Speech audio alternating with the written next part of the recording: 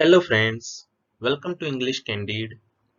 तो आज इस लेक्चर में हम एक स्टोरी देखने वाले हैं जिसका नाम है अ लेटर टू गॉड। ठीक है, जिसको लिखा था जीएल फ्यूएंटिस नाम के मैक्सिकन राइटर ने। ठीक है, और ये जो स्टोरी है वो standard 10th English medium NCERT के सिलेबस में है। फर्स्ट फ्लाइट नाम की जो टेक्स्ट है उसमें ये फर्स्ट लेसन है। ठीक है, सो पहले हम स्टोरी का इंट्रोडक्शन देखेंगे। So let's see. Letter to God is written by G L Fuentes. ठीक है, ये जो स्टोरी है किसने लिखी है मैंने अभी आपको बताया, जीएल फ्यूएंटिस। उनका फुल नेम जो है यहाँ पे मैंने लिखा है, Gregorio Lopez y Fuentes was a Mexican novelist, poet and journalist. ठीक है, वो मैक्सिकन नॉवेलिस्ट थे, पोएट थे और जर्नलिस्ट थे।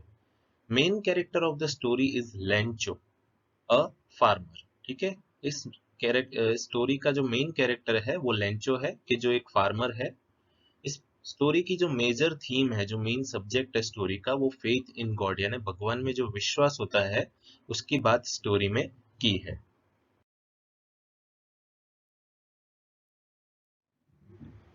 Before you read the story, think on this. They say faith can move mountains. वो कहते हैं कि जो विश्वास होता है वो पर्वतों को भी हिला देता है। But what should we put our faith in, कि हमको हमारा विश्वास किस में रखना चाहिए। This is the question the story delicately poses. ठीक है, यही जो क्वेश्चन है ये स्टोरी बहुत ही अच्छे से हमको समझाती है, हमारे सामने रखती है। Lencho is a farmer who writes a letter to God when his crops are ruined, asking for 100 pesos। Lencho एक फार्मर है कि जो एक लेटर लिखता है भगवान को। इसकी जो फसल है वो नाश हो चुकी होती है, खत्म हो चुकी होती है, इसीलिए वो भगवान को लेटर लिखता है और उनसे वो 100 pesos मांगता है।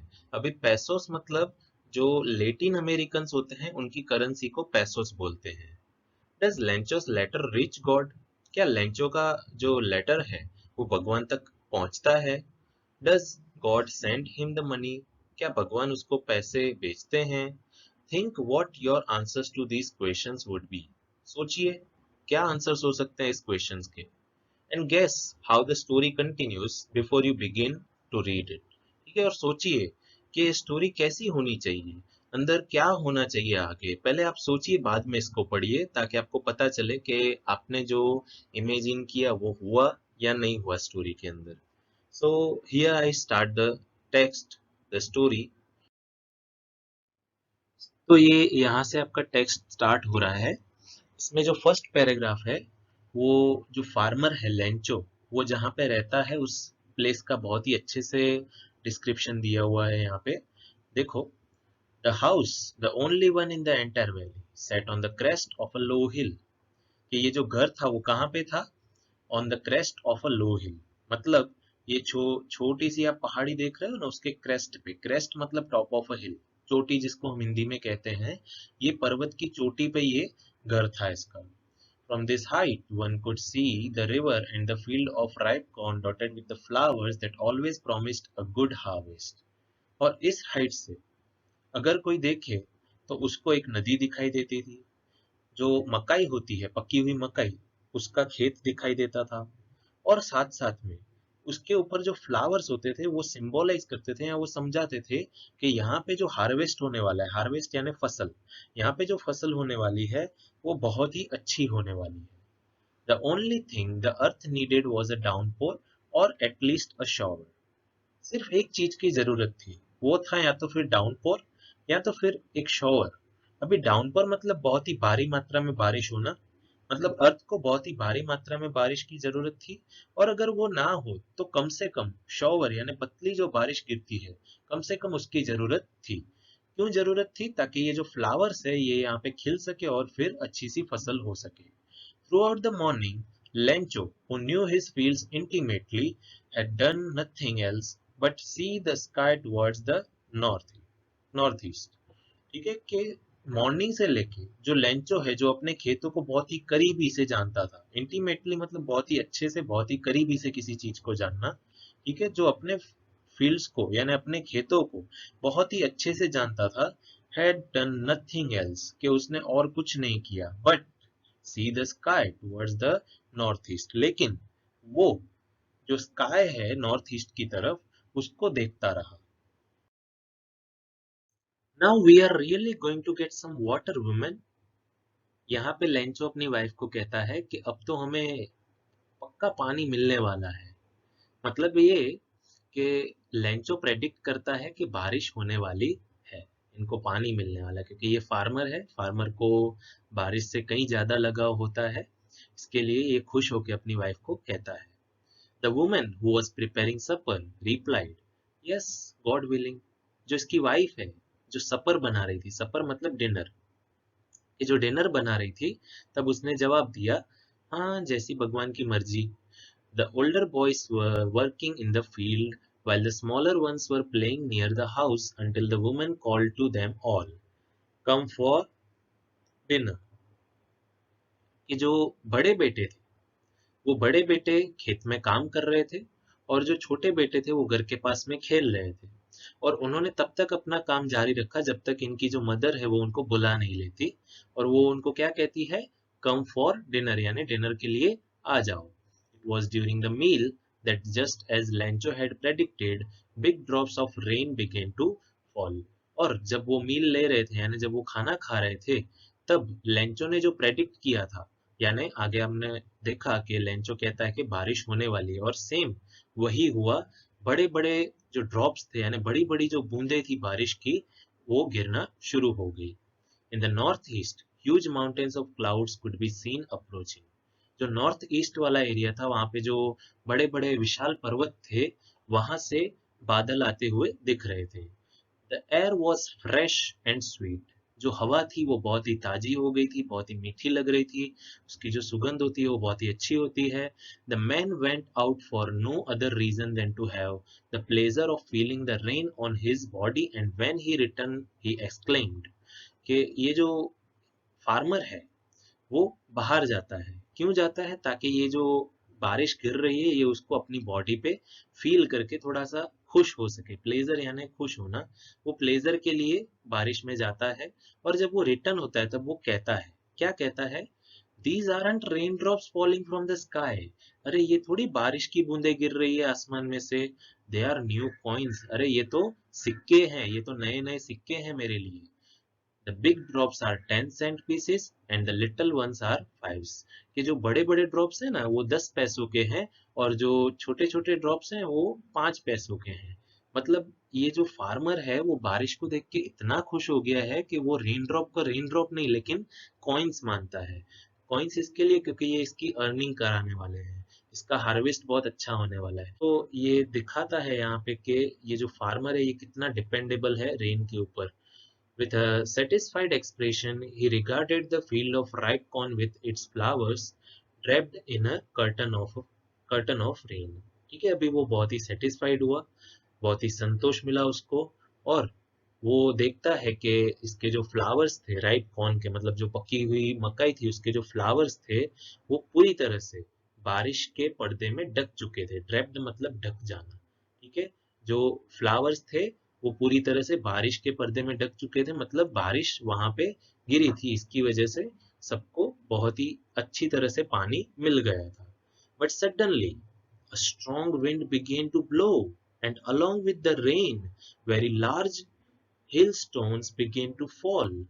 लेकिन अचानक बहुत ही तेज हवा बहने लगी, बहुत ही जोर से हवा बहने लगी, और उसके साथ साथ बड़े बड़े हेल स्टोन्स मतलब बर्फ के ओले। ठीक है, आपने देखा होगा बारिश के दौरान बर्फ के जो पर्ल्स जैसे आप देखते हो, स्टोन्स जैसे होते हैं, उसको हेल स्टोन्स बोलते हैं। वो हेल स्टोन्स गिरने लगे। These truly did resemble new silver coins। और फिर तो ऐसा लग रहा था कि जैसे नए सिल्वर कॉइन्स ही आ गए हो। The boys exposing themselves to the rain ran out to collect the frozen pearls। के जो बॉयज थे खुद को बाहर निकाला, बारिश में लेके गए खुद को, और वो जो फ्रोजन पर्ल्स थे, मतलब ये जो हेल स्टोन्स थे, उनको वो कलेक्ट करने लगे। It's really getting bad now, exclaim the man. यानी फार्मर कहता है, बहुत दुखी हो जाता है और कहता है कि ये सही नहीं हो रहा, ये बहुत ही बुरा हो रहा है। I hope it passes quickly, मैं आशा रखता हूँ कि ये जल्दी चला जाए, जल्दी गुजर जाए ये समय। It did not pass quickly, लेकिन ऐसा नहीं होता। For an hour, the hail rained on the house, the garden, the hillside, the cornfield, on the whole valley. और फिर 1 घंटे तक उस घर के यहाँ पे, यानी उस घर पे, उस गार्डन में, उस हिल साइड पे, वो जो कॉर्नफील्ड था यानी जो मकाई का खेत था वहां पे, और पूरी जो घाटी थी वहां पे ये हेलस्टोन जारी रहता है। The field was white as if covered with salt. ये जो खेत था पूरा सफेद हो चुका था, जैसे कि पूरा सॉल्ट से ढक गया हो। Not a leaf remained on the trees.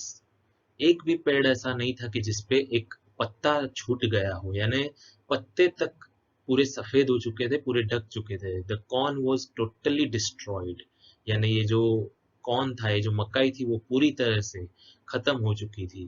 The flowers were gone from the plants, और ये जो प्लांट्स थे उनके ऊपर जो फ्लावर्स आए थे जिनमें से हार्वेस्ट होने वाला था, फसल होने वाली थी, वो पूरी तरह से चले गए थे। लेंचो's soul was filled with sadness, और जो लेंचो की जो आत्मा थी, लेंचो का जो सोल था, वो पूरी तरह से दुखी हो जाता है।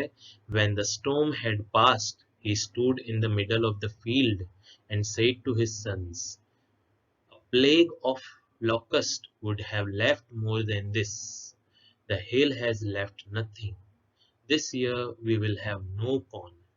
और ये जब पूरी तरह से स्टॉर्म चला जाता है, तब ये जो फार्मर है, ये खेत के बीचों बीच खड़ा रहता है और अपने बेटों को कहता है कि जो लॉकस्ट, लॉकस्ट मतलब ऐसे इंसेक्ट्स होते हैं कि जो पूरी फसल खा जाते हैं, उनको पूरी तरह से खत्म कर देते हैं, कि जो लॉकस्ट होते हैं वो भी कुछ छोड़ के जाते हैं, लेकिन इस हेल स्टॉर्म ने तो कुछ भी नहीं छोड़ा। इस बार हमको थोड़ी सी भी फसल नहीं मिलने वाली, कुछ भी नहीं होने वाला हमारा। The night was a sorrowful one, और वो रात बहुत ही दुख भरी थी। All of all our work for nothing, हमारा इतना सारा काम, हमारी इतनी सारी मेहनत, कुछ भी नहीं।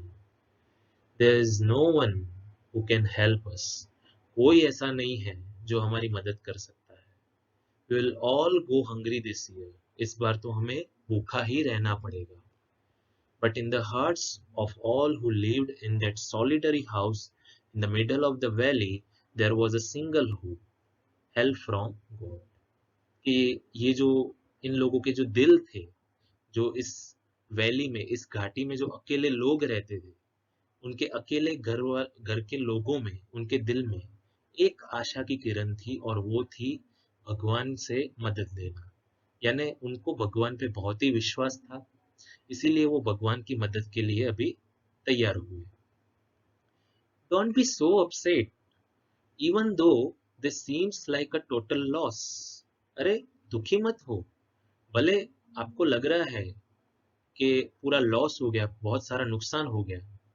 Remember, no one dies of hunger, लेकिन याद करो, कोई भी भूखा नहीं मरता। That's what they say, और कहते हैं ना, no one dies of hunger, ठीक है, कहते हैं ना कि कोई भूखा नहीं मरता, तो हम भी नहीं मरेंगे, क्यों चिंता करते हो। All through the night, Lencho thought only of his one hope, the help of God, whose eyes, as he had been instructed, see everything, even what is deep in one's conscience. पूरी रात जो Lencho है, वो क्या सोचता रहा, अपनी जो होप थी, जो आशा उसने रखी थी भगवान में से, बस उसके बारे में ही वो सोचता रहा। उसने सोचा कि भगवान, कि जिसकी आंखें पूरा दिन सब कुछ देखती है, किसी के माइंड में, किसी के मगज की गहराई में, मन की गहराई में क्या सही है क्या गलत, वो भी उसकी आंखें देखती है। कंसाइंस मतलब जो कुछ सही है या गलत, उसका जो सेंस होता है उसको कंसाइंस बोलते हैं। यानी भगवान को सब कुछ मालूम है, हम क्या सोच रहे हैं क्या नहीं सोच रहे, हमारे लिए क्या सही नहीं है क्या सही है, वो सब भगवान को मालूम है, भगवान जानते हैं। Lencho was an ox of a man. यहाँ पे ये क्या कहना चाहती है ये लाइन, कि लेंचो जो था वो एक ऑक्स की तरह, एक बैल की तरह वो था, working like an animal in the fields, कि कि वो फील्ड्स में एक एनिमल की तरह, एक बैल की तरह वो मेहनत करता था, but still he knew how to write. लेकिन उसको मालूम था कि लिखा कैसे जाता है। इतनी सारी मेहनत करता था, एनिमल जैसी मेहनत करता था, फिर भी उसको मालूम था कि कैसे लिखते हैं। The following Sunday at daybreak he began to write a letter which he himself would carry to town and place in the mail। और जो संडे आया, नेक्स्ट संडे, वो क्या करता है, अपना जो डे ब्रेक होता है उसमें जाता है, वो लेटर लिखता है और लेटर लिख के वो पोस्ट ऑफिस जाता है और वहां पे मेल के अंदर वो डाल देता है, जो मेल बॉक्स होता है उसमें वो डाल देता है। It was nothing less than a letter to God. वो ज्यादा कुछ नहीं, लेकिन भगवान के लिए एक पत्र लिखा था उसने, भगवान के लिए एक लेटर लिखा था। God, he wrote, if you don't help me, my family and I will go hungry this year। वो लिखता है, भगवान, अगर आपने हमारी मदद नहीं की, अगर आपने मेरी मदद नहीं की, तो मेरी जो फैमिली है, मेरा जो घर है और मैं, हम सब इस साल भूखे रहेंगे। I need 100 pesos in order to sow my field again and to live until the crops comes। मुझे 100 पैसोस चाहिए। मैंने आपको पैसोस के बारे में पहले भी समझाया, currency of several Latin American countries. ठीक है, जो लेटिन अमेरिकन कंट्रीज होती है वहां की करेंसी है। ठीक है, इसमें मैक्सिको को भी आप ले सकते हो क्योंकि ये मैक्सिकन स्टोरी है। कि जो फार्मर है वो भगवान को कहता है कि मुझे 100 पैसोस की जरूरत है ताकि मेरे जो फील्ड्स हैं उनको मैं फिर से, मेरे जो खेत हैं मैं उनको फिर से हरा भरा कर सकूं, to live until the crop comes. और तब तक मुझे ये पैसे चाहिए जब तक मेरे जो क्रॉप है, मेरी जो फसल है वो आ नहीं जाती। बिकॉज द हेल स्टॉर्म, और डॉट डॉट डॉट मतलब आगे वो लिखता रहता है जो भी इसके साथ हुआ। He wrote to God on the envelope, यानी वो जो कवर होता है उसके ऊपर इसने लिखा to God, put the letter inside and still troubled went to town. और फिर उसने वो लेटर अंदर रखा, उस एनवेलप के अंदर उसने लेटर को रखा और फिर वो टाउन की तरफ चल पड़ा। At the post office he placed a stamp on the letter and dropped it into the mail box। और फिर पोस्ट ऑफिस पे उसने क्या किया, जो लेटर था उसके ऊपर स्टैंप लगाया और फिर उसको मेल बॉक्स में रख दिया। तो अभी मेल बॉक्स में लेटर रखने के बाद क्या उसको रिप्लाई मिलता है या नहीं मिलता, वो हम नेक्स्ट पार्ट में देखने वाले हैं। इस वीडियो को मैं यहाँ पे ख़त्म कर रहा हूँ क्योंकि बहुत ही लंबी वीडियो बन चुकी है। ठीक है, तो नेक्स्ट पार्ट में आप देखना क्या होता है आगे स्टोरी में। आई होप कि आपको स्टोरी बहुत अच्छी लगी होगी और बहुत ही अच्छी स्टोरी है, फेथ की बात है। सो देखना आगे की video. Thank you so much friends for watching this video.